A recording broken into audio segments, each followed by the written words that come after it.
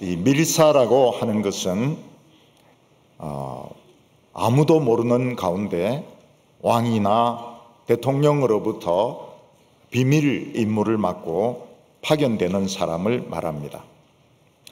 이 밀사는 신분이 전혀 보장되지 않기 때문에 정체가 드러날 경우에 죽임당하는 경우가 많습니다. 예를 들어서 옛날에 우리나라 어떤 관리가 북한의 밀사로 파견된 적이 있었습니다. 이 사람은 자기가 북한에서 체포되어 고문당할 것에 대비해서 청산가리를 준비해 가지고 갔습니다. 다행스럽게도 북한의 최고 책임자는 이 사람을 환대하고 그리고 그 사람에게 무사히 임무를 마치고 돌아가도록 배려를 해 주었습니다.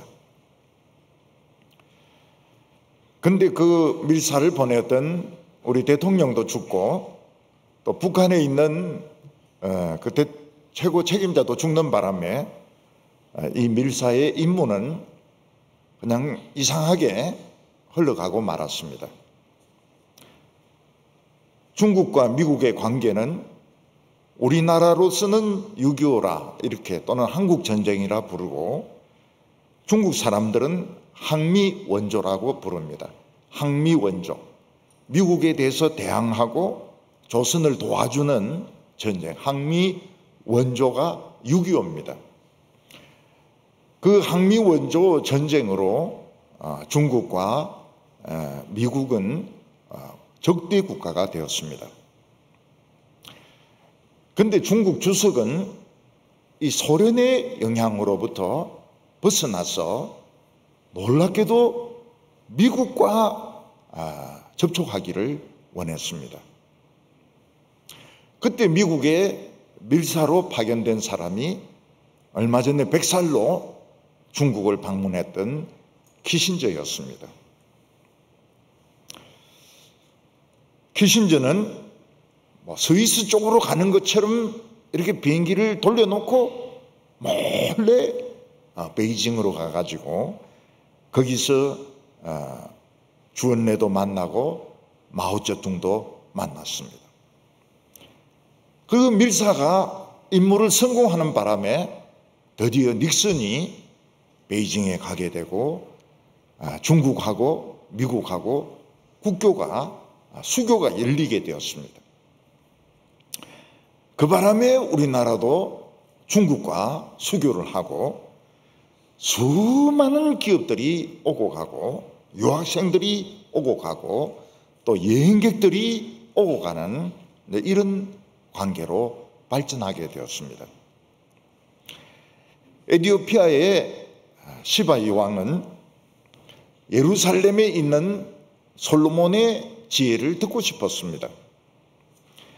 그런데 이 당시 에티오피아 주위에는 이교도 국가가 너무 많았기 때문에 시바이 왕이 공식적으로 예루살렘을 방문할 수가 없었습니다. 그래서 시바이 왕은 땅속에 있는 바위를 뚫어 가지고 마차가 다닐 수 있는 터널을 만들었습니다. 그리고 자기 자신이 밀사가 되어서 전혀 아프리카에게는 알리지 않고 그 바위 터널을 통해 가지고 이 땅으로 가가지고 결국 예루살렘에 가서 솔로몬의 지혜의 말씀을 듣게 됩니다. 그래서 에티오피아는 오래전부터 아프리카에서 유일하게 하나님을 믿는 나라가 되었습니다. 이 에티오피아는 고원지대이기 때문에 사람들이 새카맣지가 않아요.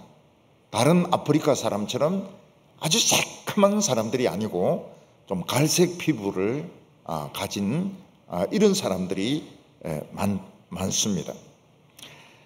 그리고 그동안에 에티오피아의 왕들은 전부 솔로몬의 후손이라고 주장을 합니다. 아마 시바이 왕이 돌아올 때 임신해서 돌아온 것 같아요. 그래서 모든 에티오피아의 왕들은 솔로몬의 후손이다, 이렇게 주장하고 있습니다. 지금도 에티오피아에 가면 스바이 왕이 만들었던 그 지하 이 고속도로가 있습니다. 스바이 왕이 마차를 타고 달렸던 그 고속도로가 있습니다. 그리고 랄리벨라라는 곳에 가면 겉으로 보기에는 그냥 평지 바위인데 가까이 가서 보면 엄청나게 깊이 바위를 뚫어 가지고 큰 성당을 만들어 놓았습니다. 엄청난 큰 성당이 지하에 있는 겁니다. 그거를 지금도 볼 수가 있습니다. 그리고 그 어떤 호수에 1000년이 넘은 수도원이 있는데 지금도 수도사들이 거기서 기도하고 성경 보면서 수도 생활을 하고 있다고 합니다. 밀사는 왕이나 대통령으로부터 비밀 임무를 맡은 사람으로서 목숨을 걸고 적국에 들어가서 왕이나 대통령이 만나라고 한 사람을 만나가지고 편지를 전해주든지 메시지를 전해주는 그런 사람이 밀사입니다.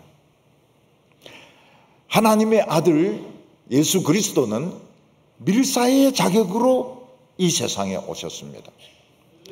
그래서 자신의 신분을 하나님의 아들이라고 하지 않고 그 사람의 아들, 인자라고 소개를 했습니다. 그리고 예수님께서는 또다시 하나님의 아들 자격으로서 12명의 제자들을 뽑아가지고 밀사로서 전 세계에 보내셨습니다. 이 밀사들의 임무가 무엇인가 하면 예수는 하나님의 아들이고 그리고 죽었다가 부활하셨고 죽었다가 부활하심으로 우리 죄가 다 용서되었고 이 세상에 하나님의 나라가 임했다는 것을 전해주는 것이 그들의 임무였습니다. 그런데 이 밀사들, 예수님이 뽑았던 12명의 밀사들은 거의 대개 신분이 노출되는 바람에 죽었습니다. 다 고문당하고 거의 다 죽었습니다. 이게 밀사들의 대가인 겁니다. 오늘 첫 번째로는 예수님이 왜 12제자를 뽑으셨는가 하는 것입니다.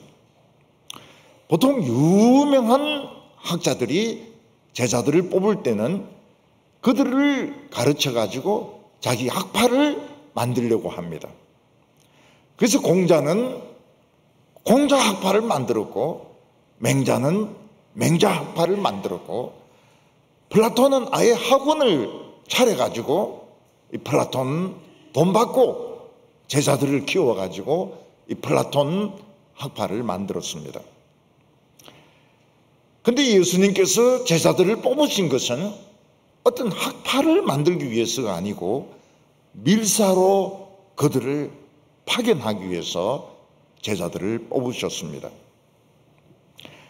예수님은 밤새 기도하면서 여러 제자들 가운데 12사람을 선발을 했습니다.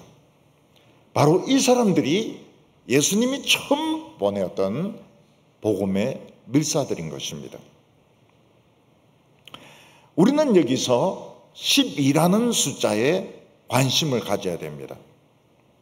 왜 예수님께서는 이 제자들을 뽑을 때 11명도 아니고 13명도 아니고 왜 12명의 제자를 뽑으셨는가?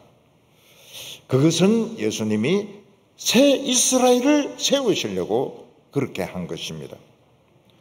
구약시대 때 12개의 지파가 있었듯이 신약시대 때 12명의 제자들을 통해서 하나님의 나라를 세우려고 하시는 겁니다. 예수님께서는 이 앞에 무슨 말씀을 하셨는가 하면 세술은 세 부대에 담아야 된다고 말씀하셨습니다. 예수님이 세우시는 이 하나님의 나라를 헌 부대에 유대교에 넣기를 원치 아니하셨습니다. 또 유대교 사상에 굳어 있는 사람들에게 하나님 나라를 세우기를 원치 아니하셨습니다. 왜냐하면 헌 부대가 터지기 때문입니다. 그래서 예수님께서는 이 하나님의 나라를 세 부대에 넣기 위해서 12명의 제자를 뽑으신 것입니다.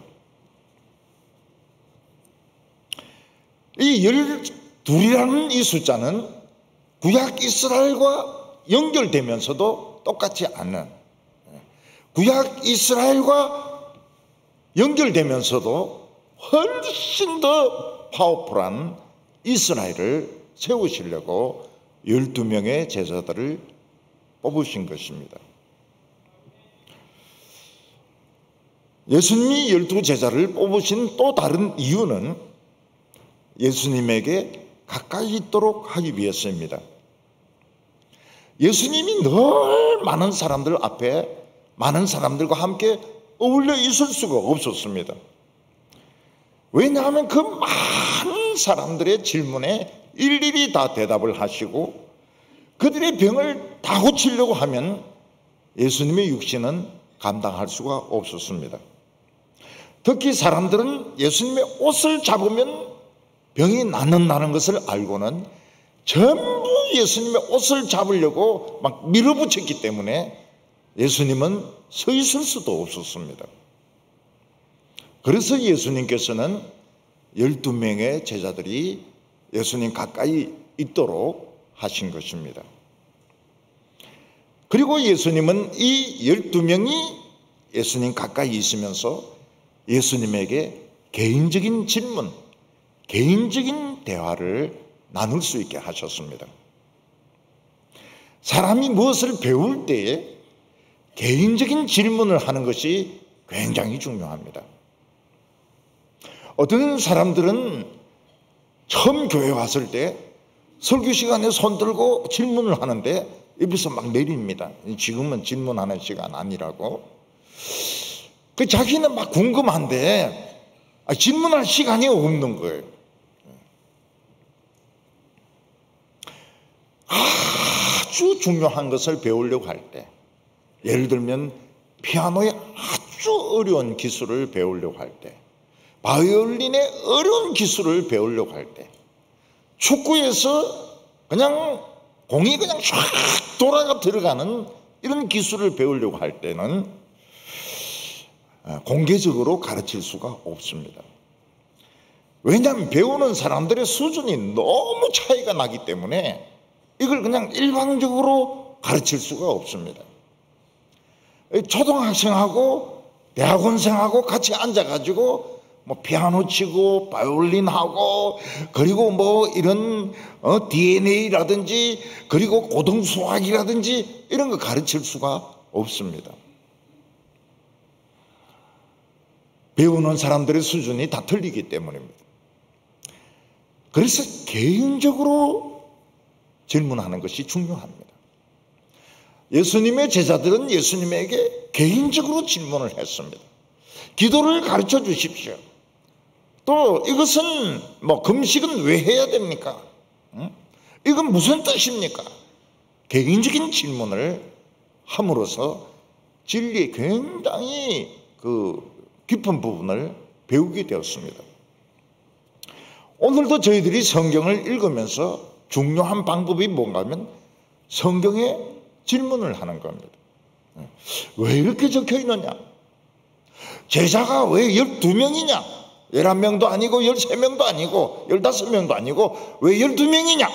그러면 이제 답을 하거든요. 이거는 새 이스라엘을 세우려고 하는 것이다. 12 연결은 되지만 세술은 새 부대에 담기 위해서다. 그것이 질문하고 답을 얻는 것이 굉장히 중요합니다. 이 성경에 질문을 하지 않으면 깊이 있는 설교를 할 수가 없어요. 또 다른 이유는 성경에 보면 예수님의 설교를 들으려고 막 5천 명이 모이기도 하고 또 막 몇만 명이 모이기도 했다는데, 예수님 혼자 목소리로 그 사람들에게 설교를 다 할 수가 없었습니다. 마이크도 없는 상태에서 예수님이 그 많은 사람들에게 설교를 할 수가 없었습니다. 어떤 사람은 갈릴리 호숫가의 그 구조상 한 사람이 설교해도 다 들을 수 있다, 그런 지형이 있습니다. 지형이 뒤에 벽이 있고 좀 이렇게 휘어져 있어서 한 사람이 이야기해도 여러 사람에게 전달될 수 있는 그런 구조로 되어 있는 땅이 있습니다. 그렇지만 들판이나 산 같은 데서는 그게 불가능합니다. 그래서 예수님에게 대언자가 필요한 겁니다. 예수님께서 마음이 가난한 자는 복이 있나니 이러면은 12 제자들이 쭉 듣고 있다가 또 다른 사람들에게 마음이 가난한 자는 복이 있나니 천국이 저희 것이며 천국이 저희 것이며, 그러니까 12명이 외치니까 이 설교가 여러 사람들에게 전달이 될 수 있는 것입니다. 이 스피커의 역할을 해주는 사람이 필요했습니다. 그래서 제자들은 예수님의 말씀을 그대로 복창을 했기 때문에 예수님의 말씀을 거의 다 외우고 있었습니다. 그래서 복음서에 있는 이런 내용들은 제자들이 다 외우고 있는 내용들이었습니다. 코바디스라는 영화를 보면 베드로가 카타콤이라는 그 지하 동굴에서 크리스찬들에게 몰래 온 크리스찬들에게 설교를 합니다. 그 산상설교 그대로 설교해요. 근데 굉장히 은혜스럽습니다. 물론 영화인데도 굉장히 은혜스러워요. 베드로는 그냥 자기가 들었던 예수님의 말씀 그대로 이야기하는데 은혜스러워요. 또 어떤 유명한 사람이 있으면 그 사람에 대한 신화들, 그 사람에 대한 엉터리 전설들이 많이 생기게 되어 있습니다. 예를 들어서 우리 선생님은 밤에 자면서 한숨도 안 주무시고 책을 1000권을 읽으시는 분이야. 그런 소문이 막 도는 거예요. 우리 선생님은 그냥 거꾸로 물구나무 서서 밤을 새우시면서 기도하는 분이야. 그 알게 뭡니까 그게? 딴 사람들은 못 봤는데. 근데 예수님은 제자들과 같이 생활하면서 진정한 인간이셨다. 예수님에 대해서 쓸데없는 전설이나 신화 만들지 말라. 예수님은 진정한 사람이셨다. 그래서 예수님은 피곤해서 졸기도 하시고, 그리고 고민도 하시고, 때로는 울기도 하시고, 겟세마네 동산에서 막 기도할 때는 땀이 막 피같이 흐르기도 하고, 이게 다른 데는 없습니다. 누가 자신의 선생님을 막 울기도 하고 고민도 하고 막 주무시기도 하고 이런 이야기 절대로 안 합니다. 그런데 예수님은 그런 이야기 못 하더라고요. 예수님은 진정한 인간이셨다. 쓸데없는 전설 만들지 마라. 쓸데없는 신화 만들지 말라. 그래서 같이 생활을 하셨던 것입니다. 나중에 예수님이 로마 군인들에게 채찍을 맞는 이야기도 그냥 그대로 다 있습니다. 십자가에 못 박혀가지고 뭐라고 소리를 질렀는지, 내가 목마르다, 그런 이야기까지 다 적혀 있는 겁니다. 그러니까 예수님은 진정한 인간이셨고, 이 성경의 모습, 이게는 전설이 없습니다. 전설이. 그냥 같이 생활했기 때문에, 그것도 12명이 같이 생활했기 때문에 그거는 전설이나 신화가 있을 수가 없습니다. 그리고 제자들도 예수님하고 같이 생활했기 때문에 자기에 대해서 거짓말을 할 수가 없어요. 5천 명의 사람들이 굶주리고 있을 때 제자들은 다 불가능하다고 생각했습니다. 갈릴리 호수에서 배를 타고 가는데 광풍이 밀어닥쳤을 때 전부 두려워했습니다. 전부 두려워했어요. 그게 다 나오는 겁니다. 그게 예수님이 물 위를 걸어오시니까 제자들이 창피하게 뭐라고 말했습니까? 유령이다 이렇게 말했습니다. 그거 보면 참 우리하고 똑같죠. 우리도 뭐 흰천이 벌럭벌럭거리면 유령이다 이랬을 텐데 제자들도 똑같아요. 제자들도 서로 높아지기 위해서 막 싸웠습니다. 씩씩거리면서 아주 막 얼굴이 벌개지 가지고 서열 따진다고 막 싸웠습니다. 베드로는 예수님이 잡히실 때 3번 부인했는데 저주하면서 부인했습니다. 이 저주라는 말은 욕하고 같은 말이거든요. 욕을 하면서 예수님에 대해서 욕을 하면서 저 XYZ는 내 모른다. 이렇게 부인을 했던 겁니다. 도마는 예수님이 부활했다고 하니까 뭐라고 말합니까? 그 못자국에 손가락을 넣고 그 창자국에 손가락을 넣기 전에는 절대로 안 믿는다. 그거 다 나와요. 다 나와요. 왜냐하면 같이 생활했기 때문에 여기에 뭐 신화나 신비가 있을 수가 없는 겁니다.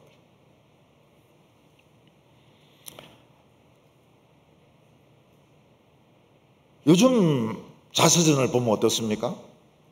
부끄러운 거 싹 다 뺍니다. 잘난 그 사람만 자서전에 남아요. 그래서 안 읽습니다. 안 읽어요. 정직하지가 않아요. 그 부끄러운 걸 어떻게 그 자서전에 남깁니까? 근데 그 뻔질하게 사람들이 죽기 전에 자서전을 많이 남깁니다. 누가 살 사람이 없으니까 그냥 나눠줘요. 나눠줘도 그걸 처치할 수가 없습니다. 옛날 같으면 그 화장실에서 쓸 수 있겠지만은 지금은 뭐 쓸 수도 없어요. 그 자서전을 누가 읽느냐는 거예요. 거짓말인데 좋은 것만 다 적어놨는데. 그래서 저는 그 어거스틴의 참회록이 참 대단하다는 거는 자신의 그 부끄러운 것도 추하지 않게 정말 하나님 앞에서 참 깨끗하게 그렇게 적어놨습니다. 그런 자서전은 아마 보기 어려울 겁니다. 어거스틴의 고백록 같은 그런 자서전은 보기 어려워요. 요즘 나오는 자서전은 요즘 사람들이 쓰는 자서전은 그거 안 쓰면 좋겠더라고요. 물론 뭐 출판하는 사람들이나 또 뭐 자기 자신을 위해서는 뭐 그런 거 하나 남기면 좋을지 모르겠지만은 안 썼으면 좋겠어요. 안 썼으면 좋겠어요. 그리고 예수님이 왜 12명의 제자를 뽑으셨는가? 새 이스라엘, 새 술은 새 부대에 넣기 위해서 파워풀한 이 하나님의 나라를 이 12명을 통해서 전파하기 위해서 그들을 밀사로 택하신 것입니다. 그들에게 맡긴 메시지가 무엇입니까? 하나님은 사랑하신다. 하나님은 너희들을 사랑하신다. 예수님은 십자가에 못 박혀 죽으셨다. 그리고 이 땅에 하나님의 나라가 임했다. 이게 밀사들이 전해될 메시지입니다. 그런데 누구에게 전해될지 몰라요. 근데 주님은 알고 계십니다. 주님은 보내세요. 근데 밀사들은 모릅니다. 대상이 누군지 몰라요. 그러니까 전해놓고 봐야 되는 겁니다. 전해놓고. 저 사람은 얼굴이 험상궂으니까 말 안 해야 되겠다. 저 사람은 좀 말 잘 들을 것 같으니까 전해야 되겠다. 이렇게 하면 안 돼요. 네. 왜냐하면 험상궂은 사람 중에서 예수 믿는 사람들 많아요. 교회에도 험상궂은 사람 많아요. 그리고 참 착하게 생겼는데 뺀질뺀질한 사람 엄청나게 많습니다. 그러니까 이 밀사는 모르는 거예요. 근데 대충 지역은 압니다. 나는 아시아로 보냄을 받았다. 나는 러시아로 보냄을 받았다.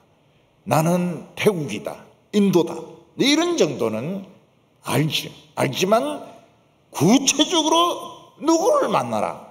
그런 거는 밀사들이 모릅니다. 모르고 그냥 가는 거예요. 오늘 두 번째로 12명의 제자들은 어떤 사람이냐 하는 것입니다. 예수님은 12명의 제자를 뽑기 전에 밤새도록 기도하셨습니다. 왜냐하면 그들의 겉모습을 보지 않고 중심을 보시기 위해서입니다. 우리는 구약 성경에서 사무엘이 사울 다음 왕에게 기름 부음을 사람을 찾는데 여러 번 실수를 합니다. 여러 번 실수를 해요. 그래서 그 다윗의 형들 보고 막 기름을 부으려고 하는데 하나님이 그 사람 아니다. 그러면서 뭐라고 말합니까? 너는 사람의 외모를 보지만 여호와는 중심을 보신다고 말씀을 했습니다. 우리가 겉모습을 보고 얼마나 사람들을 판단하기 쉽습니까? 저 사람은 못되게 생겼다. 저 사람은 까칠하게 생겼다. 이런 식으로 판단하고 미리 선입견을 가지기 쉬운데 그걸 없애려면 밤새도록 기도해야 되는 것입니다. 그래서 담임 목사님을 청빙할 때 어떻게 해야 됩니까? 밤새도록 기도해야 됩니다. 왜냐하면 학벌, 외모 보지 않게 하기 위해서, 안 보도록 하기 위해서, 하버드 이런 거, 서울대 이런 거 안 보도록 하기 위해서, 그리고 막 잘생긴 사람 안 보도록 하기 위해서 밤새도록 기도해야 되는 겁니다. 근데 목사님 왜 왔습니까? 그거는 우연의 일치죠. 모르죠. 너는 사람의 외모를 보지만 여호와는 중심을 보시느니라. 중심을 보시느니라. 담임 목사를 청빙할 때에 외모를 보지 않도록 중심을 보도록, 중심을 보도록. 이 잘생긴 사람들, 학벌 막 뻔질나게 좋은 사람들, 그래 가지고 영혼 다 팔아먹어요. 영혼 다 팔아먹어요. 직분자를 세울 때 밤새도록 기도해야 됩니다. 왜냐하면 장로, 엉터리 집사, 엉터리 권사 세우지 않도록 하기 위해서 나중에는 막 교회를 분란을 일으키는 사람들이 있어요. 파를 나누는 사람이 있어요. 양파 좋아하는 사람, 대파 좋아하는 사람, 파를 막 나눈다고요. 그래서 밤새도록 파를 못 먹도록. 그래서 제가 파김치를 싫어하지 않습니까? 예수 믿는 사람이 파김치같이 그렇게 되면 안 된다고. 배우자를 선택할 때 어떻게 됩니까? 밤새도록 기도해야 됩니다. 밤새도록. 저 너무 인간 저게 건달인지 진실한 인간인지 목사 아들, 장로 아들, 권사 아들 중에 날라리 굉장히 많아요. 날라리 굉장히 많아요. 그거 믿고 결혼했다가 신세 망친 사람, 경상도 말로 신세 조진 사람이 한두 명이 아니에요. 밤새도록 기도해야 됩니다. 외모를 보지 않게 해달라고. 밤새도록 기도하고 만나도 뭐 봅니까? 외모를 봐요. 외모를. 그러니까 하루 가지고 안 되는 거예요. 결혼하려고 마음먹었으면 그날부터 막 여러 날 해야 되는 거예요. 여러 날 해가지고 진짜 외모 안 보도록. 외모 안 보는 사람 있습니까? 없습니다. 열흘 기도하고도 외모를 봐요. 그리고 인생을 망치는 겁니다. 저는 어떤 사람은 막 열흘 기도하니까 자막이 나오더라는 게, 사람 이름 자막이 나오더라는 거예요. 고래가 망하는 겁니다. 무슨 자막이 나와요. 김아무개 이렇게 나오는데 그 자기가 욕심을 그 열흘 동안 자꾸 기도하니까, 김아무개하고 결혼하게 해달라고 자꾸 기도하니까 자막이 나오는 겁니다. 나는 기도하면서 자막 나온다는 사람 참 이상하게 생각해요. 예수님은 베드로를 뽑으셨습니다. 베드로는 갈릴리 어부였습니다. 베드로는 원래 이름이 시몬인데 예수님이 베드로라는 별명, 새로운 이름을 주셨습니다. 베드로는 페트로스, 반석입니다. 무슨 뜻입니까? 베드로가 예수님 만나기 전에 굉장히 방황을 했던 거예요. 너무너무 방황을 많이 했던 겁니다. 그래서 예수님께서는 베드로에게 이제 방황하지 마라. 이제는 반석같이 중심을 잡아라. 그래서 베드로라는 별명을 주신 겁니다. 베드로는 실수도 많이 하지만 진짜 신앙 하나는 분명했습니다. 너희들은 나를 누구라고 하느냐? 누구라고 생각하느냐? 이러니까 주는 그리스도시요 살아계신 하나님의 아들이십니다. 신앙은 다 분명했어요. 많은 사람들이 예수님을 떠날 때 예수님도 너희들도 가지 이러니까 영생하는 말씀이 죽게 있는데 우리가 어디로 가겠습니까? 베드로는 많이 방황한 거예요. 영생하지 않은 말씀을 찾았어요. 많이 방황했던 이제 찾았어요. 어디로 가겠습니까? 베드로는 무식하고 성질 하나는 급했지만은 진짜 신앙은 분명했습니다.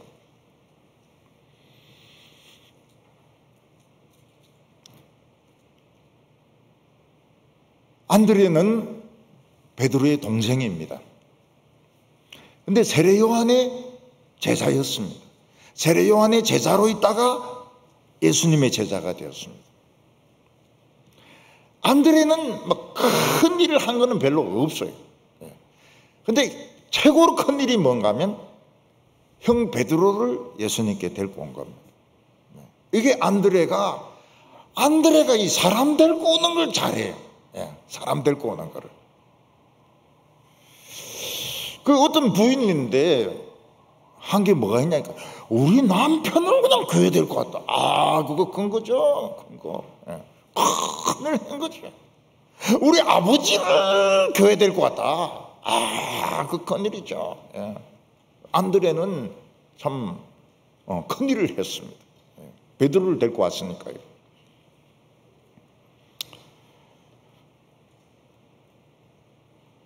여기 보면 그 요한과 야고보는 형제입니다. 세베대의 아들 이러면 이제 요한과 야고보입니다. 이 성질이 불같아요. 그래서 우리의 아들이라는 별명을 예수님이 주셨습니다. 목청이 너무 크니까 목소리 좀 줄이라고.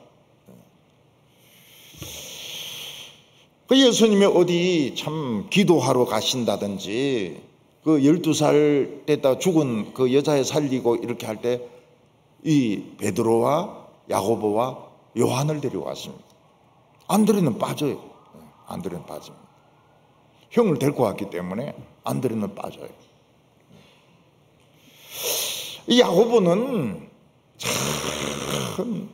참 활동하기 전에 죽습니다. 요한은 나이가 제일 어렸던 것 같아요. 수염이 안 났어요. 수염이 안 났으니까. 굉장히 10대 정도, 10대 중반, 예수님의 사랑을 많이 받았습니다.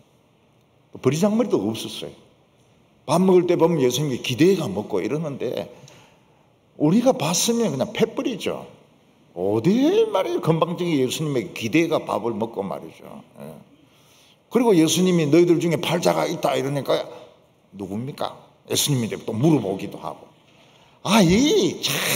이게 버리장머리는 없어요. 근데 사랑은 참 많이 받았습니다. 빌립은 계산이 빠른 사람이에요. 빌립은.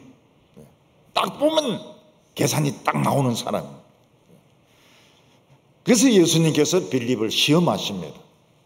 굶주린 5,000명이 있을 때 떡이 어느 정도 필요할까? 금방 컴퓨터로 탁 해가지고 200데나리온의 떡이 있어도 모자랍니다. 사람들에게 헌금을 이렇게 거두어도 200데나리온 거다도 모자랍니다. 계산이 엄청 빨라요. 빌립은. 예수님이 나는 길이요 진리요 생명이다 이러니까 빌립이 그거 필요 없습니다. 길도 진리도 필요 없습니다. 하나님 한번 보면 끝장나는데 무슨 길과 진리가 생명이 필요합니까? 빌립은 그런 이야기를 했어요.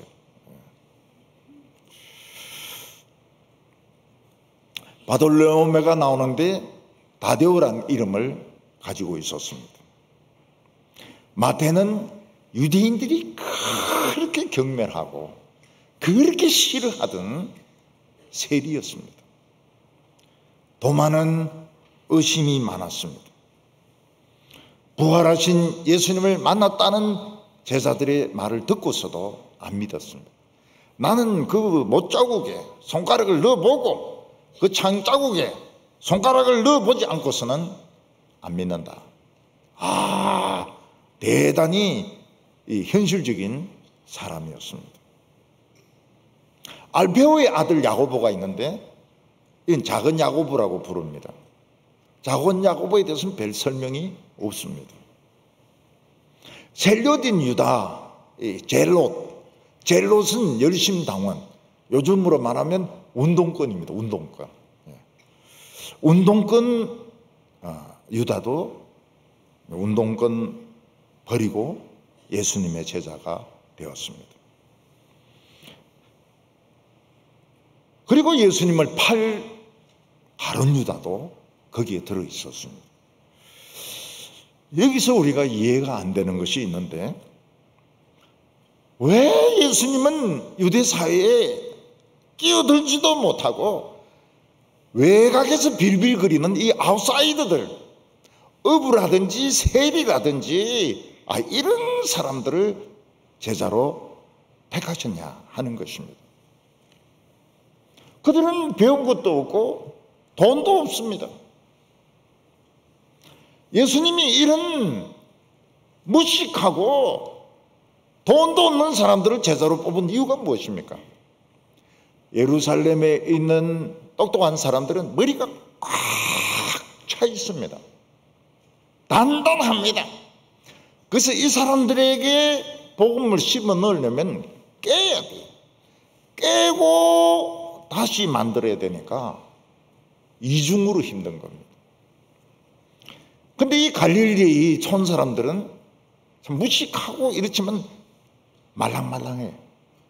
그래서 예수님이 가르쳐 주면 받아들입니다. 그냥 그대로 받아들여요.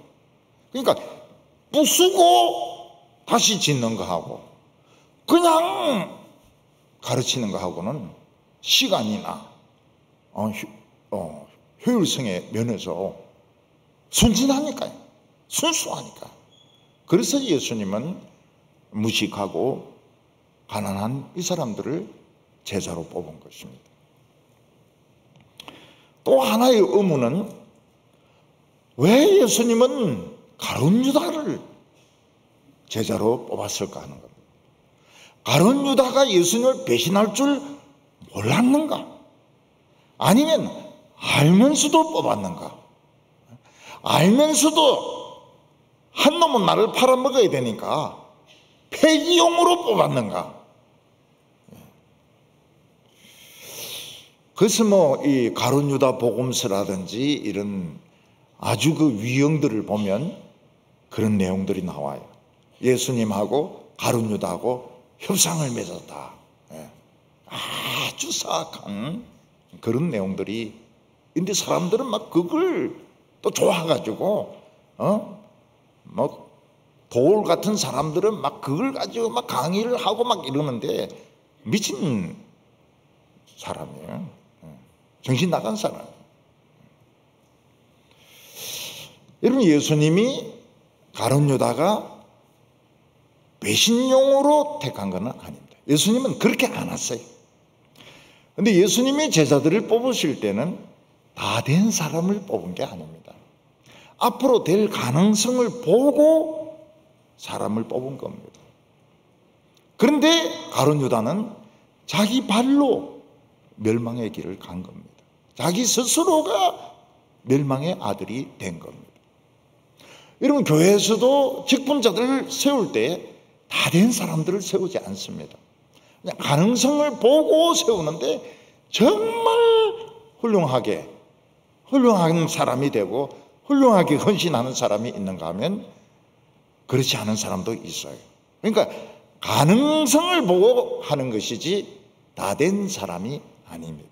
다 된 사람으로 생각하는 사람은 굉장히 착각을 하고 있는 사람입니다. 그래서 예수님은 가룟 유다가 배신할 줄 알고 그 사람을 택한 건 아닙니다. 그 사람이 변하겠지, 그 사람이 참 믿음을 가지겠지, 이런 가능성을 가지고 뽑았는데 가룟 유다는 끝까지 예수님을 영접을 못했던 겁니다. 오늘 세 번째로 보면 이 밀사들이 어떤 대가를 치루었느냐 하는 것입니다. 밀사들은 예수님은 인정하지만 세상은 그들을 인정하지 않습니다. 밀사의 특징이 뭡니까? 자격이 아무것도 없다는 겁니다. 그냥 왕이나 대통령만 인정하고 보낸 것이지 그 사람의 신분을 증명할 수 있는 게 아무것도 없다는 겁니다. 그래서 그 신분이 들통나면 죽습니다. 죽어요. 아무도 보호해 주지 않습니다. 이게 밀사의 특징입니다. 근데 예수님은 몇 가지 약속은 하셨습니다. 그 첫째는 무엇인가 하면 너희를 영접하면 나를 영접하는 것이고 나를 영접하면 나를 보내신 하나님을 영접하는 것이다. 이걸 첫 번째로 예수님은 약속하셨습니다. 그러니까 이 밀사들이 전하는 복음을 들으면 예수님이 오시는 거예요. 하나님이 내 안에 우리 집안에 들어오시는 겁니다. 그래서 가정의 분쟁을 해결해 주시고 병을 치료해 주시고 어려움을 해결해 주시는 겁니다. 이게 첫 번째 약속입니다. 그리고 예수님은 이 밀사들에게 무슨 약속을 했습니까? 내 이름으로 기도하면 무엇이든지 다 들어주겠다. 내 이름으로 기도하면 다 들어주겠다. 그래서 베드로와 요한은 성전 문에서 구걸하는 이 안전뱅이를 나사렛 예수의 이름으로 일어나라. 벌떡 일어났습니다. 벌떡 일어났어요. 우리 오래 앉아 있으면 못 일어납니다. 다리에 쥐가 나가지고. 이 사람은 한 번도 일어난 사람이 없어요. 일어난 적이 없어요. 근육이 없어요. 근데 일어나가지고 뜁니다. 뛰면서 하나님을 찬양을 해요. 참 놀라운 응답이죠. 내 이름으로 기도하면 무엇이든지 내가 들어주겠다. 이게 밀사들에게 주신 약속이었습니다. 예수님은 이 밀사들에게 무엇을 증거하라고 했습니까? 예수는 하나님의 아들이다. 예수는 나를 대신해서 죽었다. 그리고 이 땅에 하나님의 나라가 임했다. 이걸 전해주는 것이 밀사들의 임무였습니다. 그러나 예수님의 제자들은 밀사였기 때문에 아주 비싼 대가를 지불해야만 했습니다. 제자들은 예수님이 부활하셨다 증거하니까 유대 지도자들이 잡아가지고 채찍으로 때렸습니다.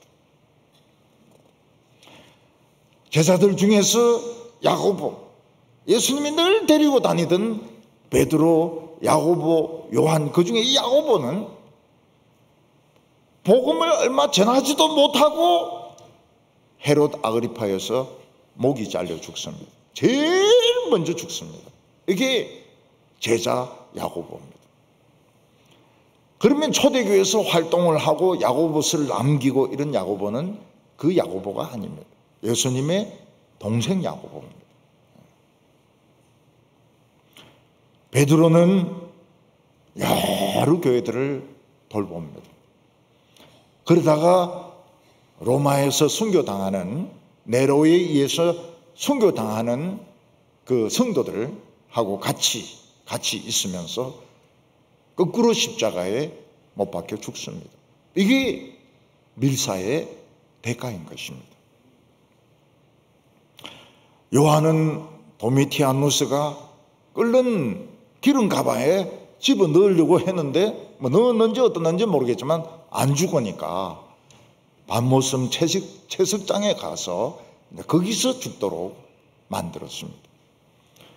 그런데 요한은 안 죽고 도미티아누스가 죽고 요한은 살아서 돌아오게 됩니다. 그 요한계시록에 보면 뭐라고 말합니까? 너는 만민과 열방과 방언 가운데서 다시 말을 해야 되리라. 그게 이해가 안 됩니다.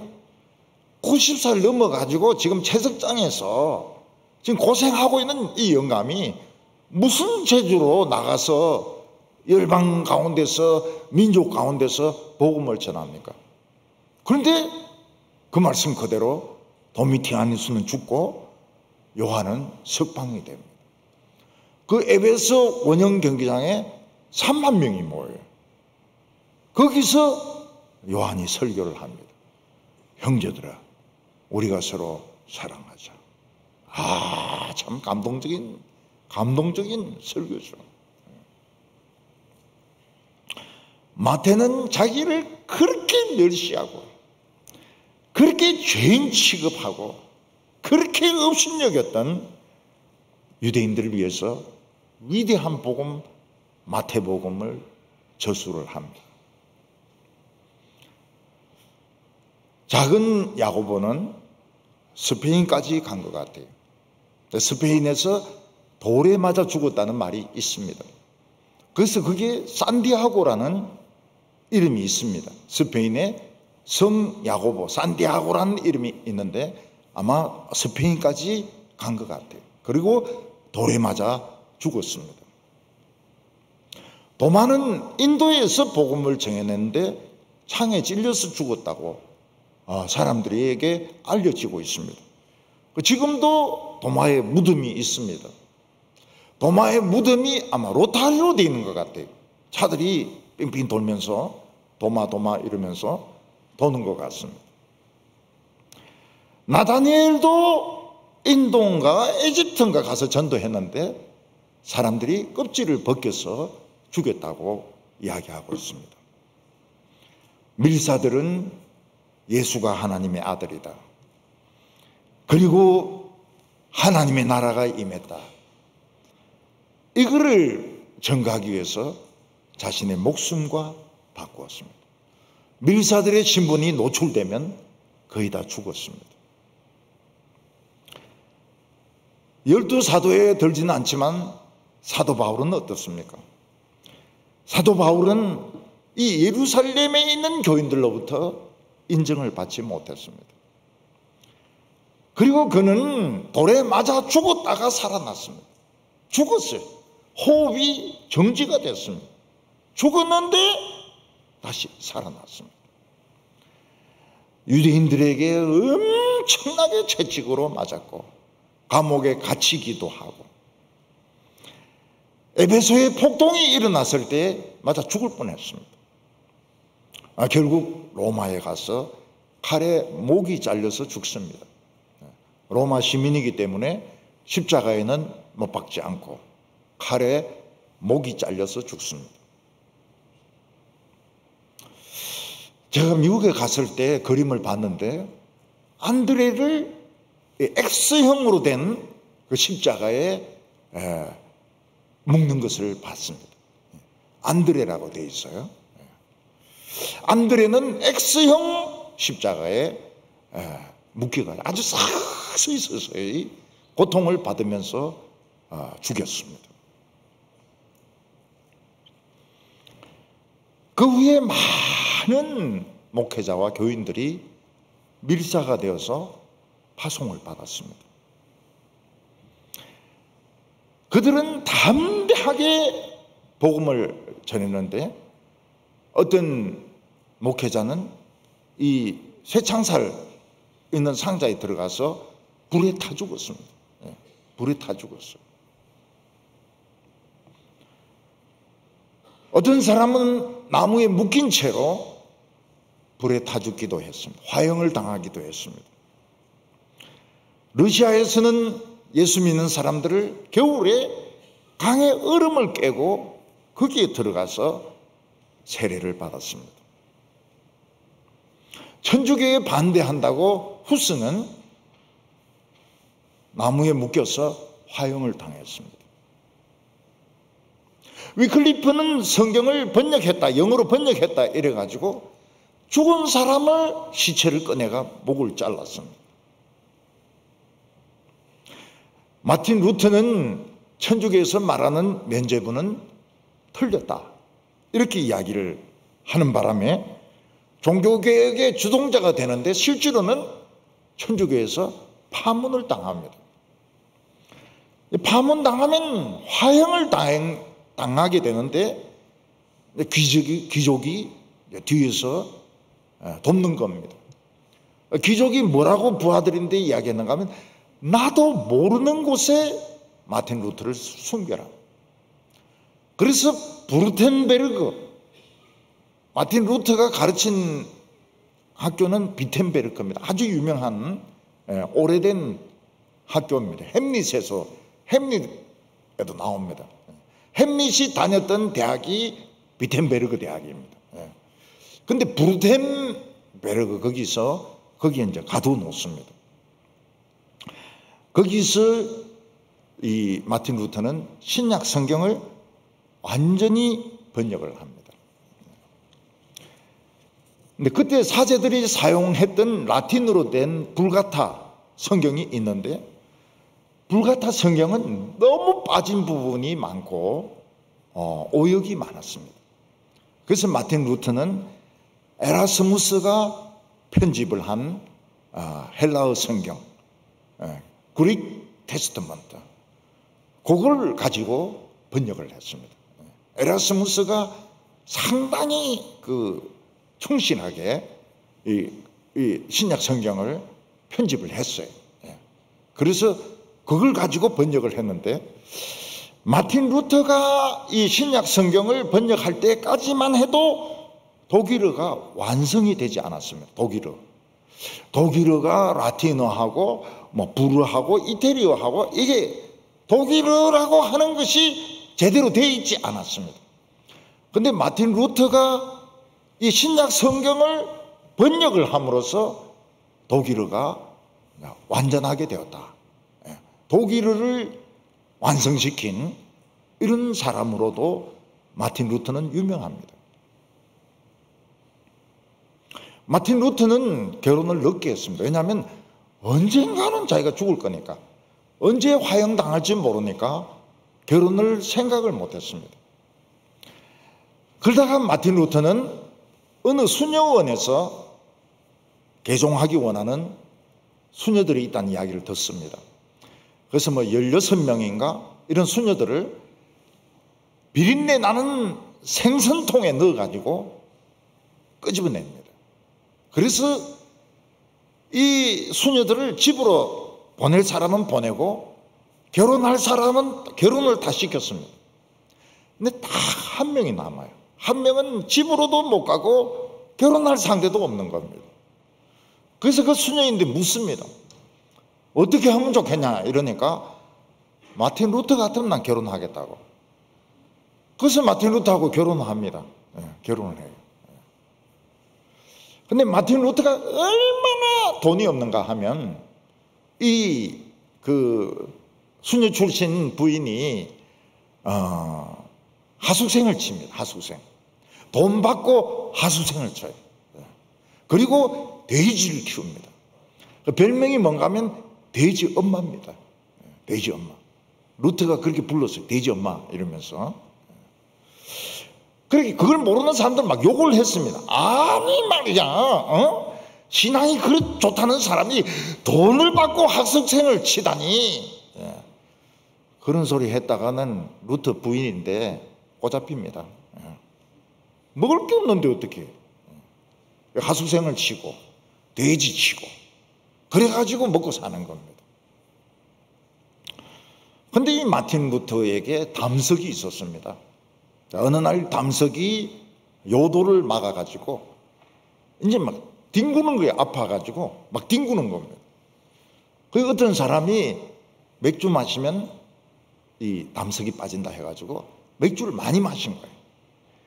그러니까 막 배는 터질라 하는데 담석은 안 빠지는 거예요. 그러니까 이 숨도 못 쉬는 거예요. 막 배가 막 태산처럼 이렇게 돼 있으니까 숨도 못 쉬고 소변은 안 나오고. 그래서 사람들에게 소문이 퍼졌습니다. 루터가 죽었다. 루터가 이 담석 때문에 죽었다. 그런 소문이 막 쫙 퍼진 겁니다. 그 루터가 마지막으로 주님께 기도합니다. 간절하게 소변 보게 해달라고. 주님이 그 기도 들어주십니다.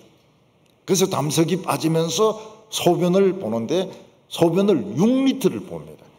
얼마나 소변이 꽉 찼던지. 6리터 알죠? 6리터가 얼마나 큰지. 그래서 루터는 살았습니다. 주님은 지금도 밀사들을 보내고 있습니다.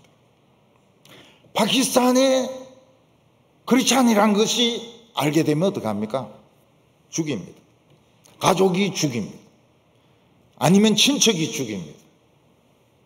전에 우리 교회는 남편이 염산을 얼굴에 부어가지고 눈 시력 잃고 화상 입은 여자가 도망쳐 온 적이 있습니다. 선교사가 빼돌려가지고 한국까지 왔는데 이 남편 이놈이 우리 교회까지 찾아왔더라니까요.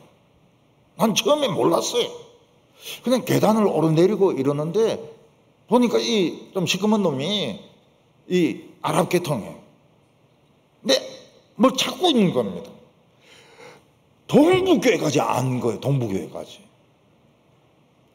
염산 뿌린 것이 부족해가지고 자기 부인 죽이려고 동부교회까지 찾아온 거예요. 서부교회도 아니고.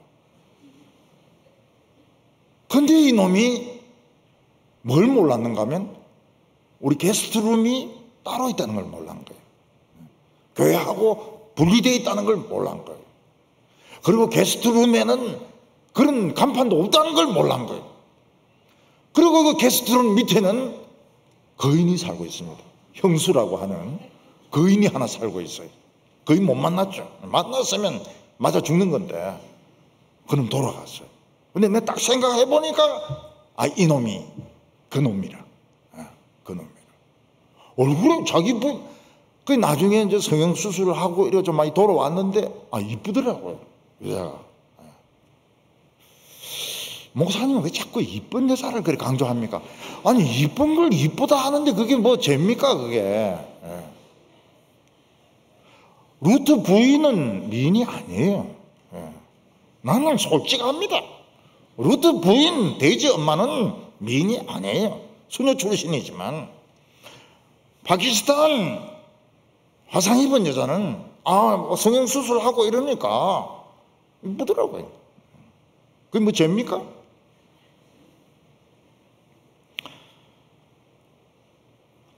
우리는 어떤 자격으로 이 세상에 살고 있습니까? 교수입니까? 의사입니까? 사장입니까? 그거는 다 위장된 직업이고요. 밀사들입니다. 밀사. 우리는 그리스도의 밀사로서 겉으로는 사장이고 겉으로는 교수고 겉으로는 의사이지만 사실은 밀사인 겁니다. 신분을 감추고 있는 밀사예요. 우리는 이 큰 타이타닉호 같은 이 지구가 멸망한다는 걸 이야기를 해줘야 됩니다. 그 이야기를 안 해줬더니 리비아에서 바다로 그냥 쓸려간 사람 6천 명이다. 2만 명 넘어요. 2만 명 넘어. 온 바다가 시체입니다. 시체. 이 세상에서 1등석에 있다는 걸 자랑하면 안 돼요. 우리 아파트는 60층이 꼭대기 있다. 여러분 그렇게 높은 데 살면 눈썹 휘집니다. 그런 거 자랑하면 안 돼요. 내가 뭐 무슨 대학교를 나왔고 뭐 어디를 교수고 그런 거 자랑하면 안 돼요. 이 세상은 멸망합니다. 멸망해요. 나는 뭐 돈이 많고 뭐 기업이 몇 개나 있고 그런 거 다 지구는 없어집니다. 지구는 없어져요. 우주는 남아있을 겁니다. 지구는 너무 오염이 심해가지고 결국은 침몰합니다. 우리는 이제 마지막 순간까지 남아가지고 사람들에게 이 쪽지를 전해줘야 됩니다. 침몰한다. 곧 침몰한다. 2차 대전 때 레지스탕스 중에서 여자들이 있었어요. 프랑스 여자들이 있었어요. 이 사람들은 자전거 타고 다니면서 쪽지를 전달해 줍니다. 같은 레지스탕스인데 쪽지를 전해주기도 하고, 그리고 영국 조종사가 추락했다 그러면 감춰주기도 합니다. 그리고 어떤 때는 총 들고 직접 싸워요. 총 들고 여자들이 총 들고 막 싸우기도 합니다. 그래 잡히면 이제 고문당하고 총살당하고. 근데 프랑스 여자들 중에서 독일군의 애인이 돼가지고 독일군의 떡을 먹고 그 통조림 먹고 춤추고 술 마시고 했던 여자들 많이 있었습니다. 독일군이 물러간 후에 전부 다 잡아내려옵니다. 다 잡아가지고 머리를 와리깡으로 다 밀어버려요. 전부 머리를 다 밀어버리고 머리에 똥물을 퍼붓습니다. 그게 끝입니다. 더 이상 보복은 없어요. 머리 자르고 머리를 깎아머리로 만들고 똥물 퍼붓고 그리고 끝. 아주 망신을 준 것이죠. 가룟 유다는 밀사의 직분을 받았습니다. 근데 은 30을 받고 예수님을 팔아버렸습니다. 밀사의 직분을 자기가 이야기를 해버린, 고발을 해버린 거예요. 그 은 30 써보지도 못하고 양심의 가책을 받아가지고 목매어 죽습니다. 근데 목매어 죽으려면 확실하게 죽어야 되는데 끈을 좀 시원찮게 맸던 것 같아요. 이 시체가 떨어져가지고 창자가 터져가지고 창자가 터져가 막 흘러나왔어요. 죽었는데 마틴 루터는 막 그래 배가 불러도 안 죽었는데 가룟 유다는 배가 터져서 죽습니다. 예수님이 살아계실 때 그리스에서 밀사들이 옵니다. 와가지고 빌립하고 이야기합니다. 우리 예수님의 메시지를 듣고 싶다고. 빌립이 안드레인데 이야기합니다. 빌립하고 안드레가 예수님에게 찾아가서 그리스 사람들에게 대표가 왔는데 밀사가 왔는데 예수님의 말씀을 듣고 제자가 되고 싶어 합니다. 이러니까 예수님이 뭐라고 말씀하십니까? 지금은 안 된다. 내가 나무에 달린 후에는 온 세상을 부르겠다. 그때까지 기다려야 된다고. 유세비우스라는 사람이 쓴 교회사라는 책이 있습니다. 근데 그게 굉장히 중요한 자료인데 정확한지 안 한지는 잘 몰라요. 근데 거기 보면 이제 오데사 사람들 이야기가 나옵니다. 요즘 우크라이나하고 러시아하고 막 싸우는 데가 그 오데사입니다. 오데사가 굉장히 오래된 도시입니다. 그 오데사 사람들이 예수님에게 밀사를 보냅니다. 그래서 제자를 한두 명 보내가지고 우리에게 하나님의 복음을 가르쳐 달라. 그 유세비우스 책에는 예수님이 답장을 썼다고 나와요. 지금은 안 된다. 나중에 내가 죽었다 살아난 뒤에 제자를 오데사에 보내겠다. 그런 답장을 오데사 사람들이 받았다는 이야기가 나와요. 그런데 성경에는 예수님이 그 현장에서 간암하다가 잡힌 여자 말고는 글 쓴 적이 없거든요. 어느 누구에게도 답장 쓴 적이 없는데 그 유세비우스 역사에는 오데사 사람들에게 예수님이 답장을 보냈다. 제자들이 썼을까요? 뭐 그런 내용들이 나와요. 이 오데사가 굉장히 오래된 도시입니다. 거기서 종교회의도 열리고요. 거기서 예수님을 믿기를 원해서 밀사를 보내기도 하고. 예수님 지금은 안 된다 그랬습니다. 지금은 안 된다고. 우리는 천국의 밀사들입니다. 천국의 밀사들.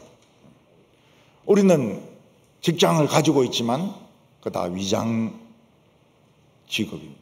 위장 직업. 그래서 거기에 목숨 걸면 안 돼요. 직장에 있는 사람과 없는 사람이 차이가 별로 없습니다. 차이가 없어요. 위장 직업이 있는 사람이 있고 없는 사람이 있고, 위장 직업이 있는 사람은 좀 더 적극적으로 사람들 만날 수 있고, 위장 직업이 없는 사람은 기도 중심으로 또 교회 생활 중심으로 할 수 있고 큰 차이가 없어요.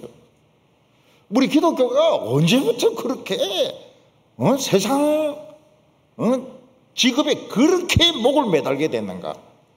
그게 세속화된 증거입니다. 기독교가 세속화가 되었고 밀사의 사명을 잃어버린 겁니다. 저는 제가 밀사란 걸 늘 생각합니다. 저는 간첩입니다. 천국의 간첩입니다. 천국의 간첩.